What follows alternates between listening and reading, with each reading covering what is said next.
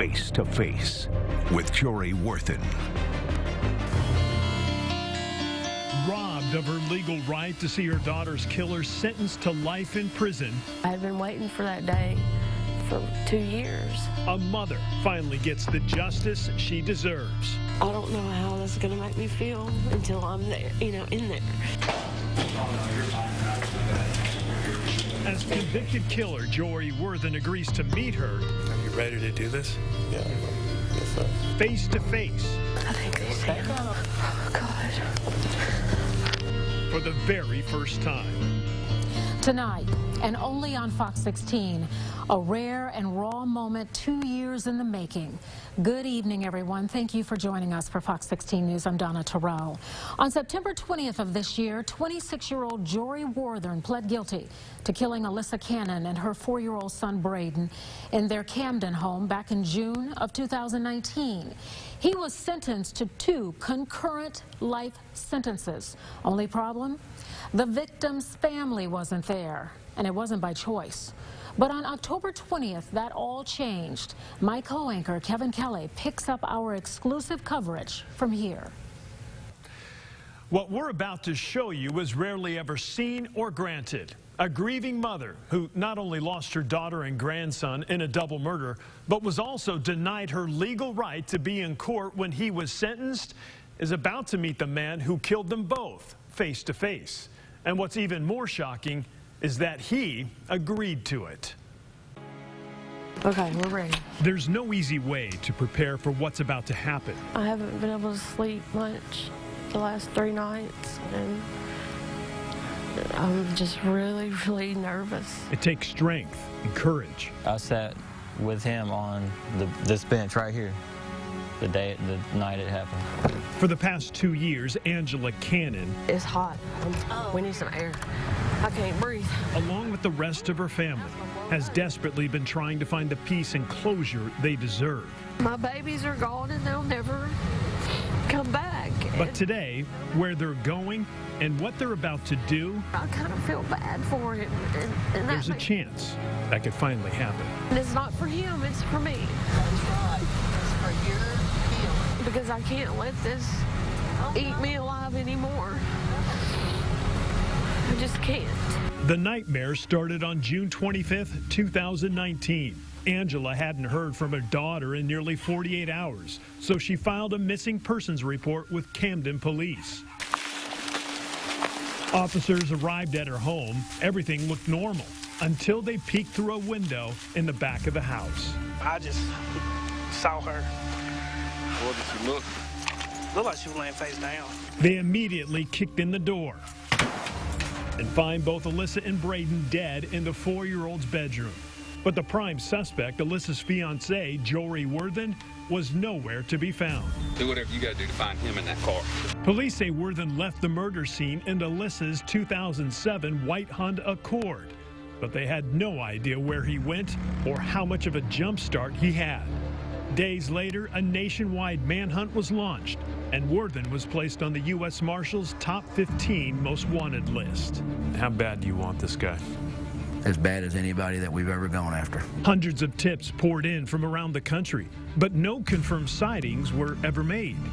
16 months after the brutal murders, a break in the case. Marshals get a tip and arrest Worthen at a hotel in Burbank, California. 10 days later, and under heavy guard, he's brought back to Camden and put in jail. Do you understand that you're here on 2 murder charges? Yes. It's just a miracle to me, and I'm so thankful. I'm so thankful to Bo Woody, and I'm so thankful to Miss Moore and all the U.S. Marshals for everything they did. And I'm so thankful he's finally here. But no one expected what would happen next. I just immediately started crying. On September 20th, Worthen pleaded guilty to 2 counts of first-degree murder and was sentenced to 2 concurrent life sentences. According to state law, victims may be present at all court proceedings and submit an impact statement to the court. But Angela and her family were stripped of that legal right. To get a call saying, why weren't you in court? And I said, quit in court for what? And I was told for the hearing he was sentenced and he pled and it's done. According to several sources, the victim's advocate wasn't at work on the day when an email was sent out about Worthen's upcoming hearing. And by the time she did see it, the hearing was over. She was so sorry. She apologized many, many times. And I don't blame her, and I'm not mad at her. Which brings us back to this. But yeah, just park in the front, because we'll have to go in where it says sheriff over there. For the first time since Alyssa and Braden were murdered, Jory Worthen agrees to sit down. Are you ready to do this? Yeah. With Angela and her family. I think they say I'm You ready for me? We'll bring it down. Okay. Oh, God. Face to face, so she can finally get the closure she was denied.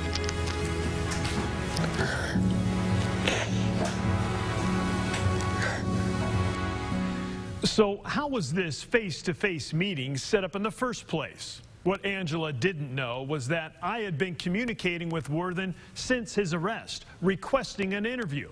Months went by, and I never heard from him. But shortly after he entered his plea deal, I received this letter in which he agreed to the interview, but on one condition, that Angela was okay with it. She agreed, but then asked me if she could join me so she could finally read her impact statement. I immediately contacted Sheriff David Norwood, who took Angela's request straight to Worthen, who was sitting in his cell. What did you tell him? I just told him basically that, you know, y'all been corresponding, I guess, through the mail. That Yeah. For this to happen, I needed one thing to happen, and that was the impact statement to be read, and for her to. And he had no problem whatsoever. He said he would do that. That's pretty unique. Oh, it is. Yeah. But he was sincere when he said it.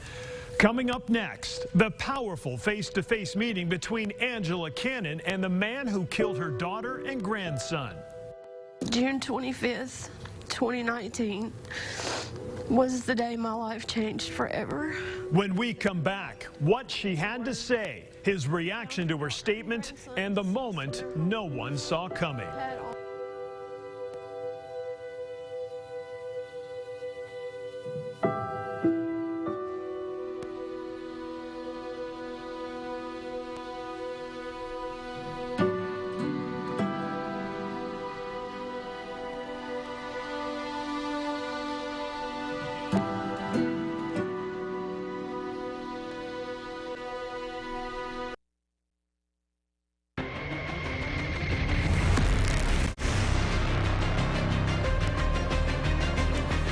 After 2 years of grieving, hoping, and praying for peace, Angela Cannon and her family are about to get the opportunity they were denied.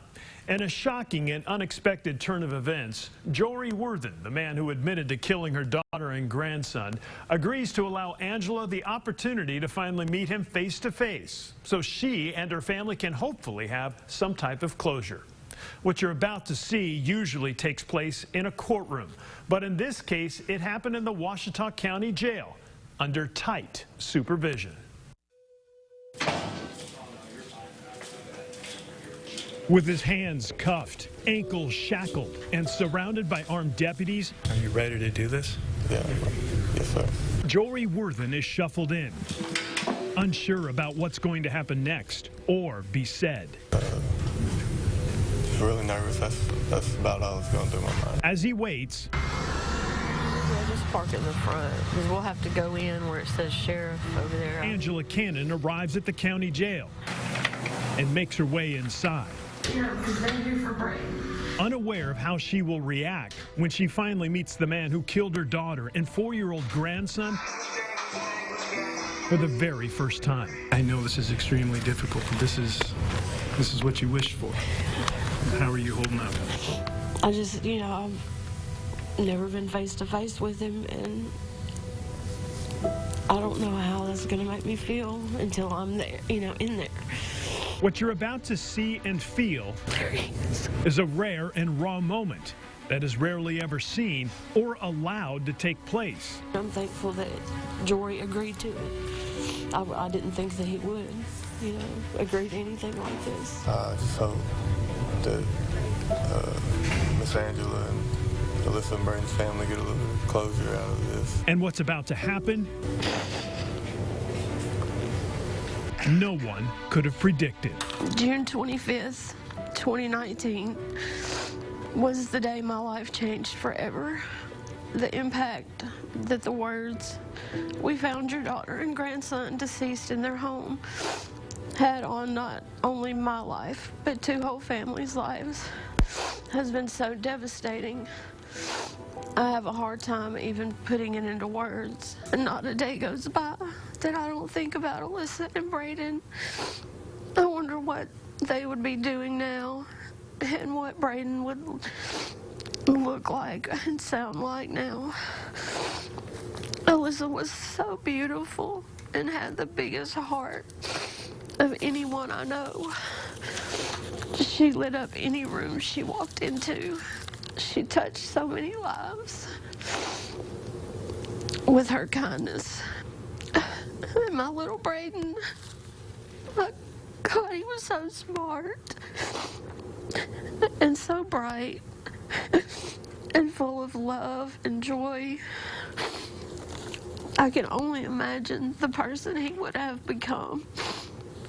And it kills me every day to not know. I miss them both so much. My best friend is gone. Alyssa was my best friend. She loved you with everything in her. And all she wanted was to help you and to have a loving home and family. And I hope you realize that you'll never have that love again forever. It's gone. It's gone. And my heart is forever broken. I will never be the same again.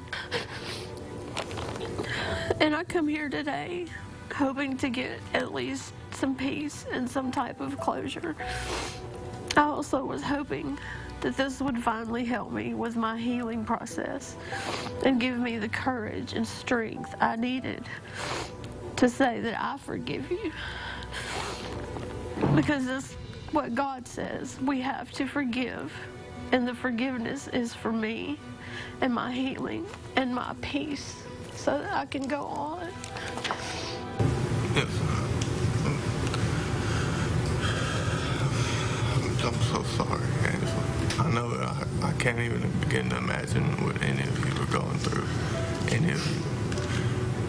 And I know it's caused so much pain, suffering, mentally, emotionally. I have been waiting on this day for so long to talk to you. That's why I wanted to. And I don't know if you can answer me, but do you know why? What happened? The last thing I remember is us having fun when we were over at y'all's house, at drinking, and I done took Xanax and ecstasy, and that's the last thing I remember.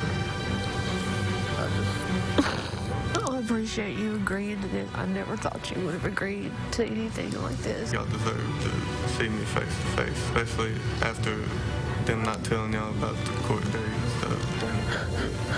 Since this has happened, y'all were okay. Everybody in my family has said they forgive you. And they all believe in God, and my mom, my aunt, they have all said they forgive you.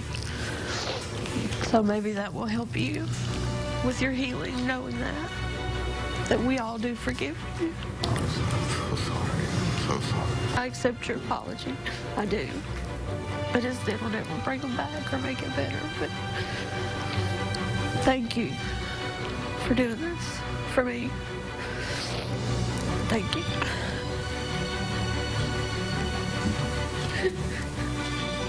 I got what I needed out of it. What did you get? I got a little bit of peace and closure. And I could see in his eyes that he was sorry. And I knew that's what he wanted to do today, was apologize to me.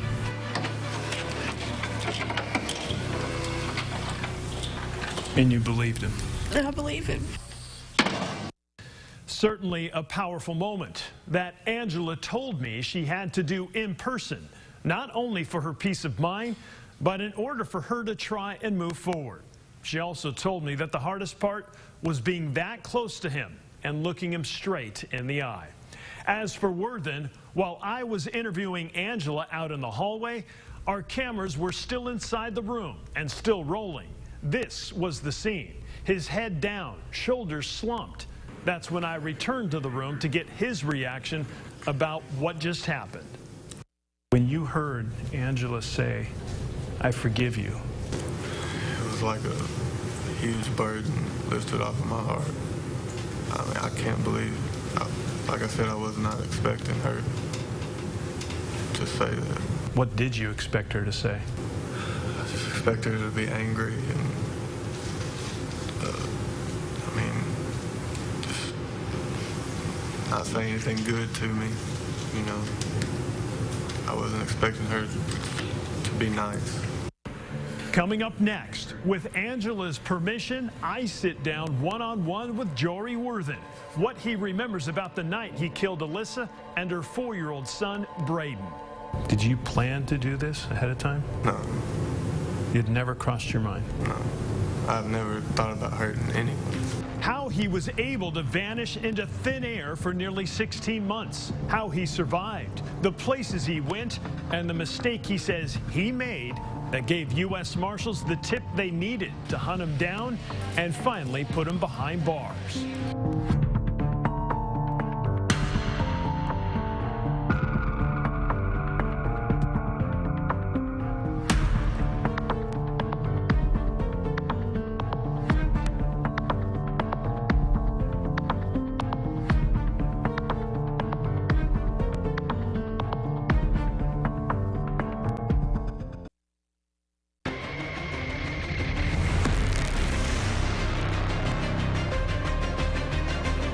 For the first time ever, convicted killer Jory Worthen is talking and answering questions that many have been asking ever since he killed his fiancée Alyssa Cannon and her 4-year-old son Braden inside their home in Camden, Arkansas, back on June 25th of 2019. Not only did he allow Alyssa's mother to read her impact statement directly to him, but with her permission, he also agreed to my interview request. Tonight, in this Fox 16 exclusive, Worthen shares with me what he remembers about that tragic night, how he survived after running from law enforcement, and the mistake he believes he made that put him behind bars for the rest of his life. In the letter you sent me, you said a lot of horrible and nasty things have been said about me. I've been made out to be some kind of monster or evil person. But that is just not me. It's not who I am or who I was. Some people might have a hard time believing that, considering what happened. Yes, sir. So, who were you back then? I was just a normal guy. I mean, I loved music. I loved hanging out with my friends and my family. I loved Alyssa and Braden. I was a family person. I was at home with them all the time. You know, we went everywhere together. We were happy. But on June 22nd, 2019, everything changed following a family cookout at Alyssa's mother's house. Everybody was there, you know, me, Alyssa, Braden, Ryan, their 2 younger brothers. We were all there just drinking, having a good time. But that good time didn't last long. Worthen telling me that before the family cookout, he had been drinking heavily, taking Xanax and ecstasy for 2 straight days. We were all outside listening to music, and that's really the last thing I remember. According to police records, Worthen, Alyssa, and Braden left the cookout at around midnight and drove home. What happened next was brutal and unimaginable. Alyssa's mother, Angela Cannon, hadn't heard from her daughter in 48 hours, so she filed a missing persons report with Camden police. On June 25th, 2 days after the family cookout, police conducted a welfare check at Alyssa and Jory Worthen's home. When officers arrived, everything looked normal. The house locked up tight. But everything changed when officers peeked through a window in the back of the house. I just saw her. What did she look? Looked like she was laying face down. Officers immediately kicked in the door. And once inside, made the gruesome discovery. According to the medical examiner, Alyssa had been beaten and strangled to death. Braden died from repeated blows to his head.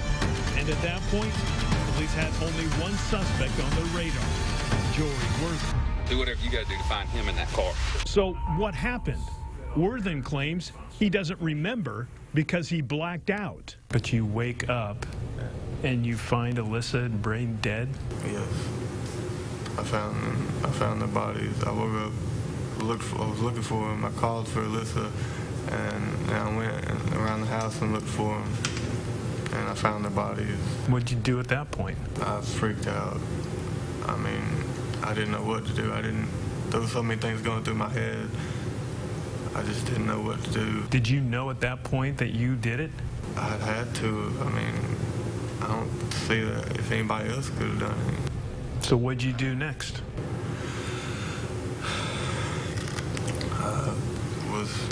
I tried to slip my wrist open. But Worthen says that didn't work. So he then tried taking pills and Benadryl. That didn't work either. I just threw that up, and then I just didn't know what to do. I was so scared. I just left. That was less than 12 hours after the murder, and at this point, no one knew or even suspected anything had happened to Alyssa or Braden. So Worthen jumped in Alyssa's 2007 white Honda Accord and made a run for it. His first stop, Chicago, where he stayed for 2 days before he decided to head west. Why Seattle, Washington? I was just going to go there and be homeless. Worthen claims he stayed there for about a month, begging for money. And by this point, a nationwide manhunt for him was well underway. With no money for hotels or gas, he ditched the car and headed south down the West Coast. I hitchhiked from Seattle to Portland, from Portland to San Francisco, from San Francisco to Los Angeles. Worthen says he stayed in L.A. for the next year, doing odd jobs and mowing lawns, fully aware he was a wanted man. Were you looking over your shoulder the entire time? Yes. I was scared the entire time. Nervous and thought I was being watched. He was right. After 16 months of being on the run, U.S. Marshals tracked him down at a hotel in Burbank. And Worthen believes a simple mistake he made led them straight to him. I was told that my uncle contacted the Marshals about me, messaging him on Facebook, and the Marshals tracked the phone I had and found me. On October 5th of last year, the hunt was finally over.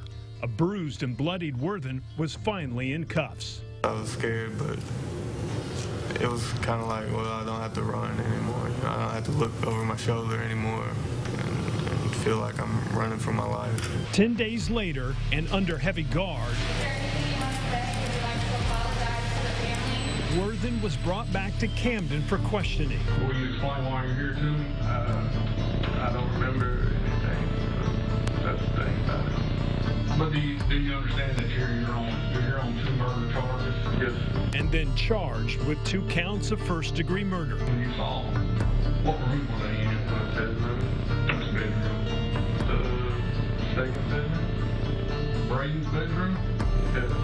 Months went by, and then out of nowhere, Worthen appeared in court and pleaded guilty to the murders. You accepted a plea deal. Explain to me why. Some people might think that was the easy way out to avoid the death penalty. I accepted it because I was honestly ready for all of this to be over with. As far as, you know, no more being in the media because of the trial. I won't have to go to trial, and I wanted it to be over with for myself and for everyone involved. You know, Alyssa and Braden's family and my family. I just wanted it to be done. I want everybody to have some kind of closure. On November 1st, the Department of Correction transferred Worthen from the Ouachita County Jail to an intake unit in Malvern, where he could remain for up to 6 months. Once he's evaluated and classified as an inmate serving a life sentence, he will then be transferred to a maximum security unit, where he will remain for the rest of his life with no chance at parole, Dawn. First of all, great job putting all of this together. A couple questions, though. When Worthen was on the run for 16 months, did he ever run into law enforcement? It was very interesting when I asked him that question, because his response was, as a matter of fact, yes. While he was in Los Angeles, police actually had him in handcuffs because he matched the description of somebody else that they were searching for who was involved in a robbery. They questioned him, but at that particular time, they never asked him for his ID. Turns out they were looking for somebody else, and they released him. Wow. Yeah. What about Angela? I mean, she said she got the closure she's been looking for. What's next for her? Is there a way she plans to honor her daughter and grandson? Yeah, both she and her husband and other family members are still recovering. This is a long process, a very painful process. But she says once the healing gets better and it continues, at some point she would very much like to become an advocate for women who are victims of domestic violence. She wants to teach them to look out for the red flags so they know them ahead of time. And then eventually down the road, she would actually like to build a safe house for women and kids who might need help. Well, I wish her the best with that. Yeah. Both good causes. Yeah. We also want to remind you at home that there's a whole lot more to see and hear as it pertains to this case. You can go to our website right now, fox16.com. Once you're there, you can see the interrogation video of Jory Worthen when he arrived back in Camden after he was arrested. You can also watch the entire exchange between Angela and Worthen as the two of them go back and forth asking and answering questions. All of it is posted right now on our website, fox16.com.